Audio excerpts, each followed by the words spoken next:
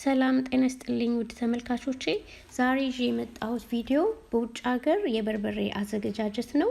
መጀመሪያ ላይ እንዳያችሁት ሽሮም ከጎኑ አለ። በጣም ቆንጆ ሽሮ ማዘጋጅቻለሁ።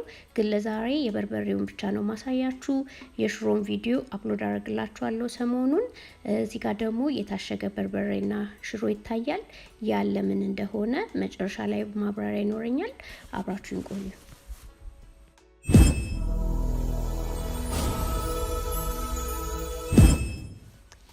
እሺ እንግዲህ በርበሬውን ከመደለዛችን በፊት ሁላችሁም ታውቃላችሁ ብዬ አስባለሁ።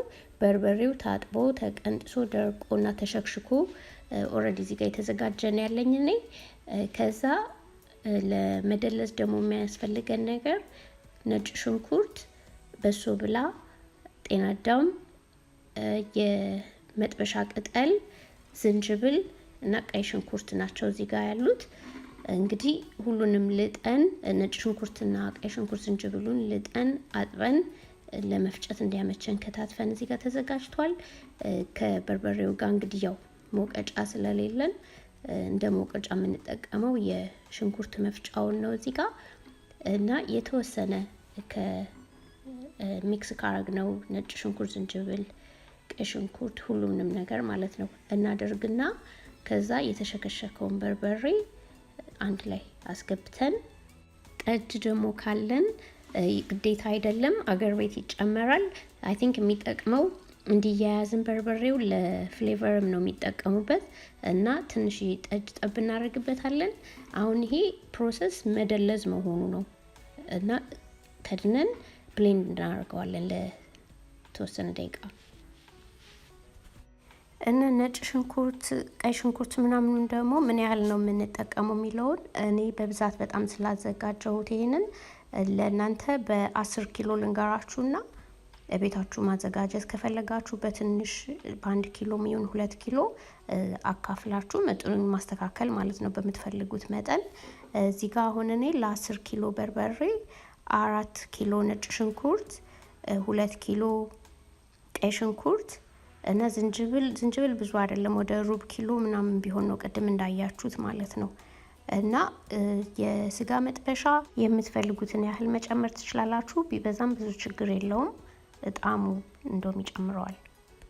በሶ ብላውንም እንደዛ እንዳላችሁ መጠን እርጥብ ካላችሁ እርጥቡን፣ ከሌለ ደግሞ በኋላ ደረቁን። ግን እዚህ ሀገርም ስላለ የትም ሱፐር ማርኬት ታገኛላችሁና እሱም ይሆናል የአገር ቤቱ ከሌላችሁ ማለት ነው።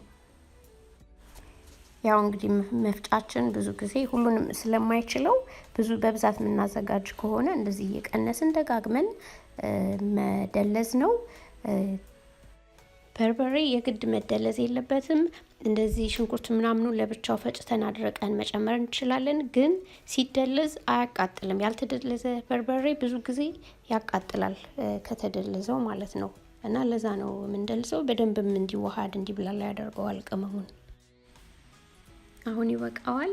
እና እንደዚህ ክዳኑን ክፍት ስታረጉት ራሱ ሽታው በጣም በሚገርም ሁኔታ ማለት ነው ያውዳል በጣም።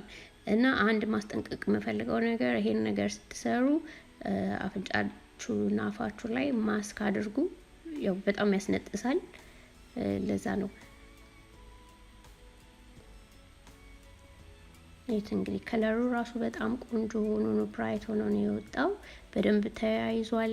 ይሄንን እንግዲህ በከድነን በእቃ ወይ በላስቲክም ቢሆን የሆነ ኮንቴነር ውስጥ ብቻ አስገብተን በደንብ አየር እንዳያስገባ ግጥም አድርገን ዘግተን 2 ሌሊት ነው እኔ ያሳደርኩት። እንግዲህ 1 ሌሊት ቢሆን ችግር የለውም።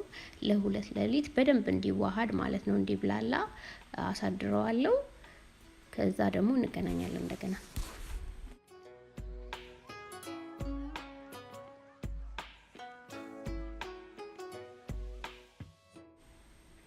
እሺ 2 ቀን ካደረ በኋላ እንግዲህ ይሄን ይመስላል። እኔ በባሊ ነገር ነው ክዳኑም ግጥም ስለሚል በባሊ ነው ያቆየሁትና ከ2 ቀን በኋላ እንደዚህ በደንብ ተዋህዷል።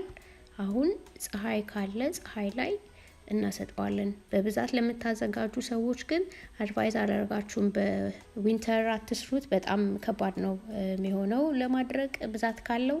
ትንሽ ከሆነ ግን ችግር የለውም፣ በኦቨንም ማድረቅ እንችላለን። እና እንደዚህ ደጅ ፀሐይ ላይ ይሄ ሰመር ላይ የተዘጋጀ ነው እና ፀሐይ ላይ በደንብ ዝርግት አድርገን ቆሻሻ ንፋስ ምናምን የማይገባበት ማለት ነው። መሬት ላይ አናድርግ።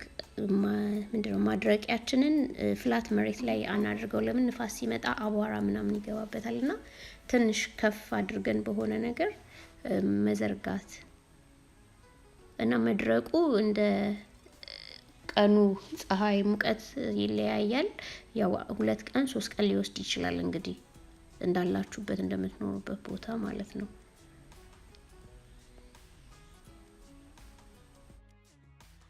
በኦቨን ለማድረግ በጣም ከፍ ካለ እሳቱ ቶሎ ነው የሚያቃጥለውና እስከ 110 ዲግሪ ሴልሺየስ ድረስ አድርጋችሁ ቴምፕሬቸሩን ማድረግ ይቻላል።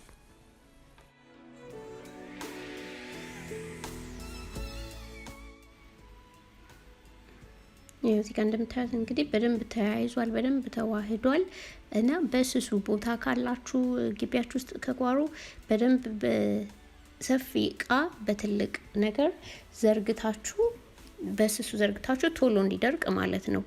እንደዛ ማድረግ ትችላላችሁ። ከቻላችሁ ደግሞ ነጠላ ነገር ከአቧራም ከላይ እንዳይገባበት ነጠላ ነገር ከላይ መሸፈንም ይቻላል። 3ኛው ቀን ነው ይሄ። በ3ኛው ቀን በደንብ መድረቅ አለበት። በርበሬ በባህሪው ይለዛል ቤት ስናስገባውና ስናሳድረው ራሱ የሆነ ጆንያ ነገር አየር የሚያስተነፍስ ነገር ቢሆን እንደዚህ ይመረጣል። እና ይሄ ደርቆ ነው አሁን። ከዛ አለማመስም እንችላለን፣ ግን ቢታመስ ጥሩ ነው። ወይ ወዲያው ከፀሐይ ላይ አስገብተን የምንፈጨው ካልሆነ በስተቀር ይለዛል ቶሎ ሲቀመጥ ማለት ነው ሲያድር። እና የኔ ይሄ በደንብ ደርቋል።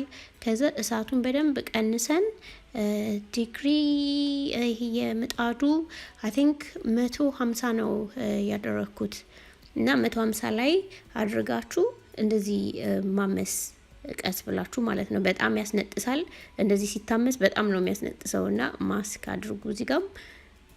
ከዛ እንደዚህ አምሰን እንዘረጋዋለን ጨርቅ ነገር ላይ። በደንብ ነው ኩሽ ብሎ የሚደርቀው። ወዲያው አሁን እንደታመሰ አይደርቅም እና ትንሽ ስንተወው ነው በደንብ ክራንች የሚሆነው። እና ሲፈጭ ይሄ የሚጠቅመው ምንድነው? ሲፈጭ ነው። ሲፈጭ በደንብ ይደቃል በደንብ ከደረቀ። ደረቅ ቅመም የሚያስፈልጉን እዚህ ጋር እንደምታዩት ናቸው። መጀመሪያ ላይ ሩብ ኪሎ የተጠቀምኩትን ልንገራችሁና ከዛ ሌላውን ነግራችኋለሁ።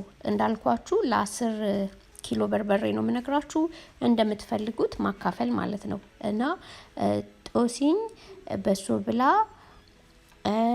ነጭ አዝሙድ፣ ጥቁር አዝሙድ ሁሉንም እነዚህን ሩብ ኪሎ ነው የተጠቀምኩት። ኮረሪማ 1 ኪሎ ነው የተጠቀምኩት። ሌሎቹን ግን ምንድነው ድንብላል፣ ጤና አዳም ፍሬው በጣም በትንሹ፣ ሮዝመሪ ደግሞ ይሄ የስጋ መጥበሻ የተፈጨውን ወይ ደግሞ ደረቅ ባይደቅም እንደዛ ደረቁ ካላችሁ እንደዛ አድርጉ። ቅርንፉድ፣ ቀረፋ፣ እርድ ለሚፈልግ ሰው ያው ለጣዕም ነው ትንሽ መጨመር ሳይበዛ ይቻላል ማድረግ ይቻላል። ቁንዶ በርበሬ፣ ጥምዝ፣ አብሽ ታምሶ ሁሉም ነገር ይታመሳል። ባይዘው እዚህ ጋር ያሉት በሙሉ ለየብቻ ማለት ነው። ነትሜግ ይሄ ድቡልቡሉ የምታዩትን በአማርኛ ሶሪ አላውቀውም። ነትሜግ ትንሽ እንትን ማለት እንችላለን፣ ፈቅፍቀን መጨመር እንችላለን። እኔ ኮሰረት ማስገብቻለሁ ትንሽ እና ኦሬጋኖ አርጌያለሁ። እነዚህ አሁን የነገርኳችሁን እዚህ ስዕሉ ላይ እንደምታዩት በእቃ ማለት ነው። በቃ በሻይ ብርጭቆ ግማሽ ምናምን ነው የጨመርኩት። አብሽም አታብዙ፣ ብዙ አያስፈልገውም። እንደዛ ማድረግ እንችላለን። ጨው ለ10 ኪሎ በርበሬ ግማሽ ኪሎ ነው ያደረኩት እኔ። ግን እንደ ፍላጎታችሁ፣ ግን ከበቂ በላይ ነው። ግማሽ ኪሎ ራሱ ይሰማልና በቂ ነው። ከዛ አምሰናቸው ከቀዘቀዙ በኋላ ሁሉንም ቅመም አንድ ላይ እናደርገውና እዚህ ጋር ማስጠንቀቂያ፣ በርበሬው ጋር አታደባልቁት ወዲያው የምታስፈጩት ካልሆነ በስተቀር ያለዛዋል። በርበሬ ሲያድር ይለዛል እና አታደባልቁት ወዲያው። የምትፈልጉትን ያህል ብቻ እያደረጋችሁ አዋህዳችሁ በደንብ ከዛ መፍጨት ማለት ነው። በትንሹ ለምታዘጋጁ ሰዎች የቅመም መፍጫ በትንሹም ቢሆን የቀነሳችሁ በትንሹ መፍጠት ትችላላችሁ። የኔ በጣም በብዛት ስለተዘጋጀ አቅራቢዬን የምኖርበት ጋር ወፍጮ ቤትም ስላለ ወስጄ ነው ማስፈጨው። ግን ለእናንተ ለማሳየት አንድ ጊዜ በመፍጫ አሳያችኋለሁ።